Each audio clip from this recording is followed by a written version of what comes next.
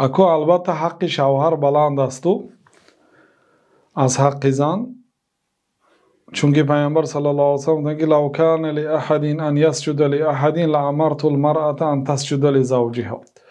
اگر برای آن کس اجازت میشد که به غیر الله تعالی سجده کردن جایز میشد، من هر آینه امر میکردم که زنها به شوهرهاشون سجده کنند.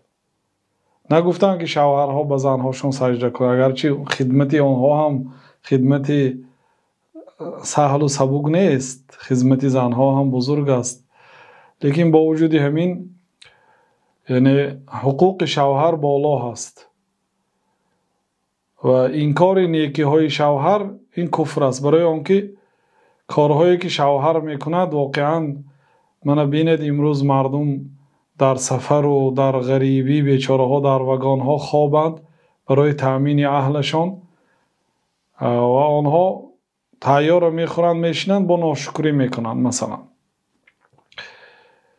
بنابراین الله تعالی در قرآن هم الرجال قوامون علی النساء، مردها بر بالای زنها، الله تعالی آنها را فضیلت داد، مرتبه آنها را بالا برداشت. الله تعالی کسی را خواهد مرتبهش را بالا میبردارد.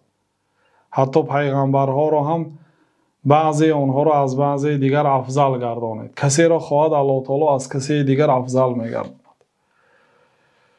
لیکن بله، یعنی که یک زن یک عمر نیکی کند و شوهر همون نیکی های انکار کند، این هم ناشکری هست، این هم عملی خوب نیست. نه فقط زن، پیامبر صلی الله علیه و سلم تمام کافرها و وعده که دادن وفا کردند، تمام عهدی که دادن اجرا کردند. بنابراین به زنها هم و پیامبر صلی الله علیه و سلم در دیگر حدیث هم گفتند که بهترین عهدی که وفا میکنید این آن چیزی که به واسطه کلمه الله حلال شماریدید. یعنی همین زنهای ما به نکاح به کلمه الله حلال کرده گرفتیم.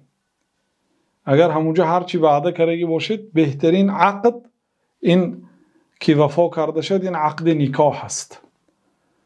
وعده هایی که در نکاح دادید باید وفا کنید.